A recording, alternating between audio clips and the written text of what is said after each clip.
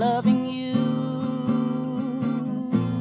mothers and fathers, husbands and wives, sisters and brothers, friends for life, won't live in the past. All I wanna do now is making it last. Welcome to Make It Last podcast. I'm Noreen Daly, where it's all about helping us to have better relationships, not just with ourselves, with other people. We're going to be having a conversation with Carlen Maddux. He's an author of a book called A Path Revealed, but he's also a retired journalist. And he's going to be telling us about how relearning first grade lessons helped him to cope with Alzheimer's. Welcome, Carlen. Thank you very much, Noreen. It's good to be with you and to be talking with you and your audience. You were asking about what I had to relearn that I learned way back in the first grade. And I know that would be a long time ago, but Yeah. yeah. What would be one of the lessons? But if you remember when you were crossing the street and there was a street guard, I mean, one of the first things I heard was stop, look, listen. And that I had to relearn that with Martha, who had been, we'd been living with Alzheimer's for 17 years. And she was still a fairly young woman when she was diagnosed at age 50. But I had to just stop. I had to stop my mind. I had to stop what I was doing. I had to pay attention. I had to look at it and just say, well, what are you telling me, Martha? And not necessarily telling me verbally, but I had to process in my mind, what was she sharing to me that I was not picking up verbally? And that was I'd forgotten that lesson a long time ago. And that came back quite strongly. Yes, and it was something that was just having to relearn and relearn. It's not like you learn it completely. You just have to keep relearning it through the process of something like this. And whether it's dealing with Alzheimer's or any kind of crisis, you just have to stop and pay attention to what the person is saying. Just to give you an example, there came a point about 5 years after Martha was diagnosed that I had to while I was still working and had this magazine, I had to get a caregiver to come in during the day to be with Martha. And so I invited one person in, and Martha knew exactly why I had invited them in, and she didn't want to have anything to do with this one. I invited a second person in, and the same thing. Martha had it all figured out and didn't want to have anything to do with her. Our sister-in-law, who her antenna were just keenly attuned to a lot of things emotionally. She said, "Let's do this, Carlen." And I said, I'm going to the third person that I was talked to about coming in was named Tricia. And KK said, I'm going to come over with Tricia and call Martha in advance and tell her, Martha, I want you to meet my friend Tricia, and we're going to go out to lunch, and then we're going to do some things. And so, and Martha loved KK, our sister-in-law. And so she was open to meeting KK's friend, Tricia. And so that first time went well. And then a week or two later, KK called and said, Tricia and I'd like to come back and play, have lunch again and play some more. We had so much fun. And Martha was all open to that. Well, after that, Tricia was Martha's friend. And so she was open to Tricia coming in without KK. And that's how we segued into having a caregiver come in. And you just have to learn these things as you go along.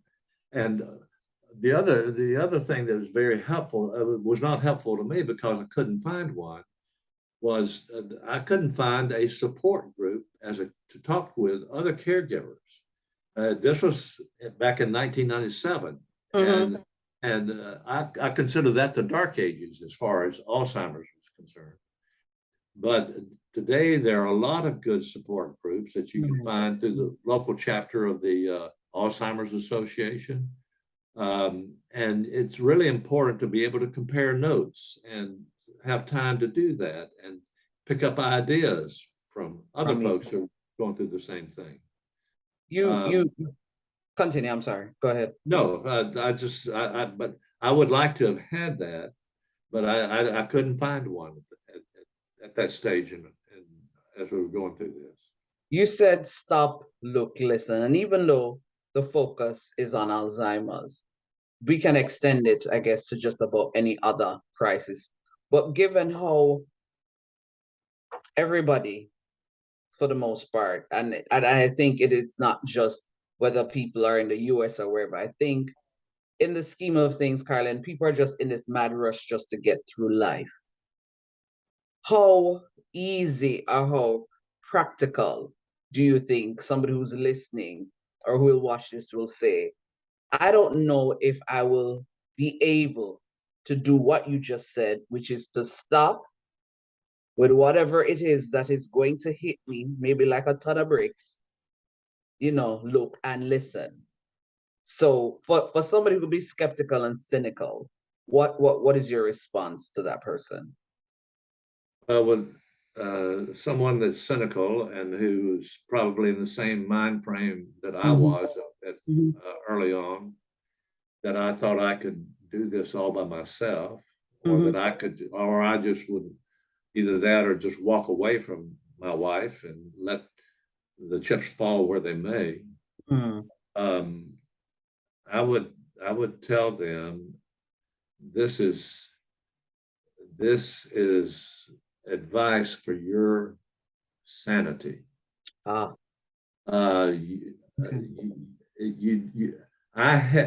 can't speak for another person. I can only speak for myself. I had no other choice unless I wanted to go nuts. And it was just, I was being forced into a corner. And not only that, but I was having to keep our children informed and posted in terms of what was going on and how it was going on. So you do what you sometimes what you're forced to do, Lorraine. And the number of mistakes I made through all this time, I don't have a long enough list to be able to name those, but you've got to learn from these mistakes. Yes. And be responsive if that's what you want to do. And then, I mean, it's very unfortunate, but the statistics of caregivers who are not learning to deal with the stress, the statistics of caregivers who die before their loved ones is incredibly high. And I don't know what else to say. I loving you,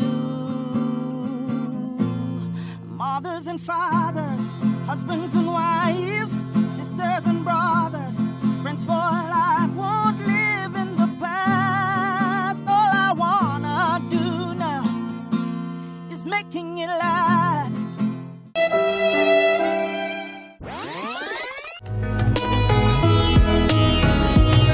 I recently have been coached by the great Miss Noreen Daly. I own a video company. I'm also an online influencer. So I do a lot of speaking virtually and in person. She was able to point out some of my weaknesses that I didn't yet notice.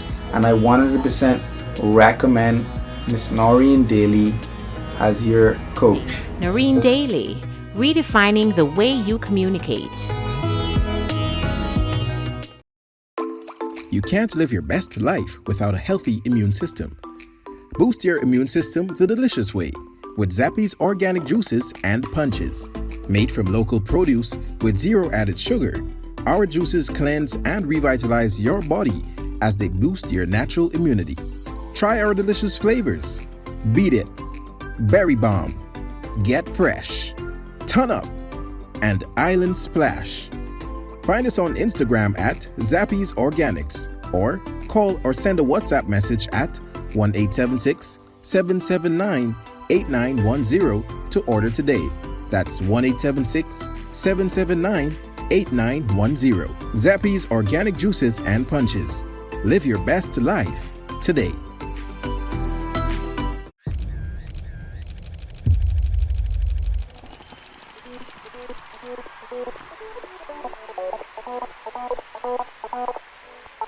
Photography is an art, but more so, photography must come from the heart.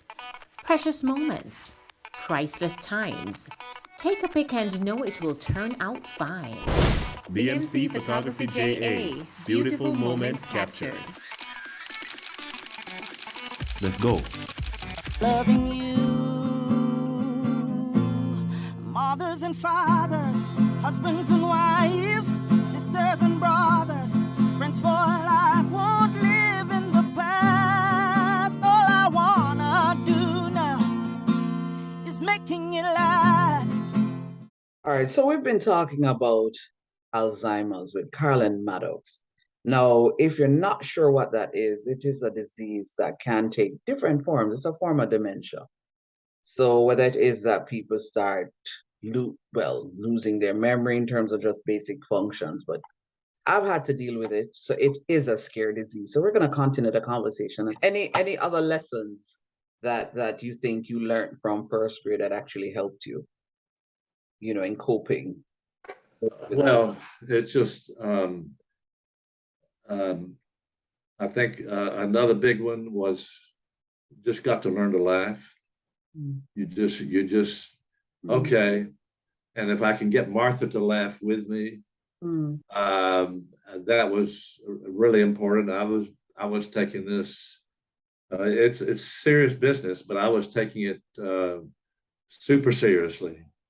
And I just had to learn to stop and take a breath and just laugh and said, I did this. Okay, Martha, let's just laugh about it, or let's turn the music on and dance around this, or something like that. That's another thing that just as a kid, you do. You just dance and you laugh and whatever. But I'd forgotten some of that as we were going through this. Yes. I think sometimes in life we take life too seriously. Can we quote you on that? Yeah, I think so. And you're absolutely right. I don't think we laugh enough. And I think, like with everything else, we're so deliberate. We're trying to make life, we're trying to do this, but then we're not deliberate with some of these things that, make us feel relaxed, make us, just be. I think we just get caught up in life too much. Well, I mean, with that, but most of us have to make a living, and most of us have to keep bread on the table, and so the balancing act is incredibly difficult, and not everybody would be as fortunate as we were for me to afford to bring somebody in to be there during the day. I recognize that, but I can only share what we were able to do. And somehow if you've got family, Martha's mother would come over and be with her at times during the day for 2, 3, 4 hours, and they would go driving or whatever. They lived here in St. Petersburg. So I've talked with people with through my blog posts that who were having to take care of their partner 24/7, and that is very tough. But they somehow were learning how to do that and give themselves a chance to take a deep breath or whatever. I can't speak for them in terms of how they do it, but Yeah, and if someone is interested, Noreen, they can go to my website and where my blog is, and it's carlenmaddux.com, CarlenMaddux.com, and they can get to my archive of posts. And I'm not just talking about our story, but I'm also interviewing being a journalist, I'm also interviewing other people about their stories and how they have dealt and the resources that they've drawn on. And that's just very important to draw on as many resources as you can, as quickly as you can. Okay. You've told us stop, look, listen, learn to laugh more. Any other lessons before we go? Oh, me.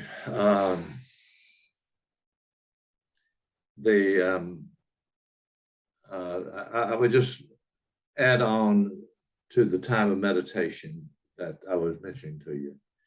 Martha, another hard time for me was needing to move Martha into a memory care unit. This was about a decade after she had been diagnosed.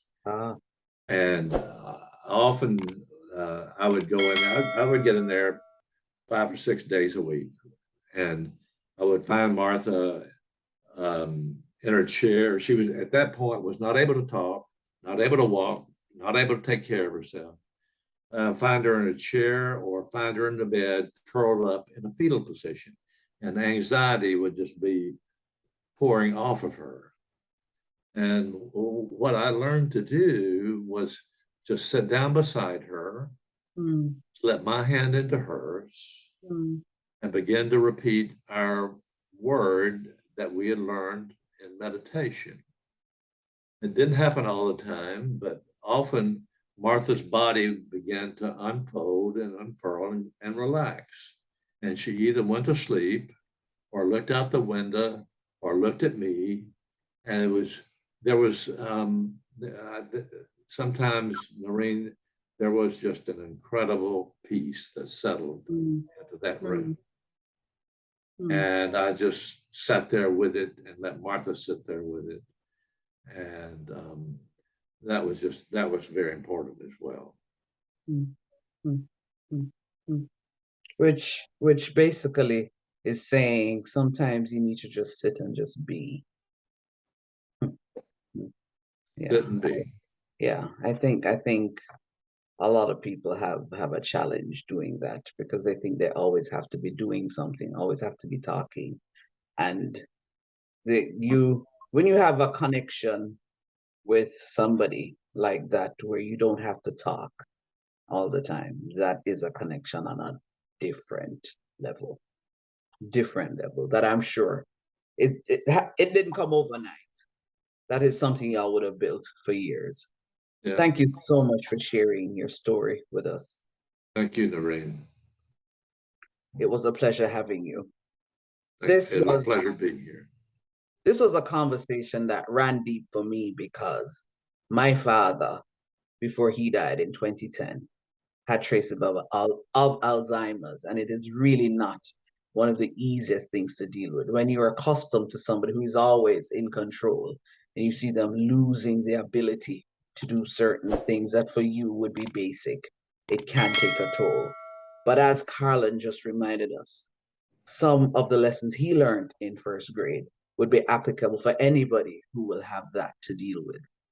Not just Alzheimer's, just any disease that might take a toll. Stop, look, listen, learn to laugh. And above anything else, sit and just be. Not just for yourself, but also with the other person. This was Making It Last podcast, where it's all about helping us to have better relationships, not just with ourselves, with other people. I'm Noreen Daly. Until next time. I loving you, mothers and fathers, husbands and wives.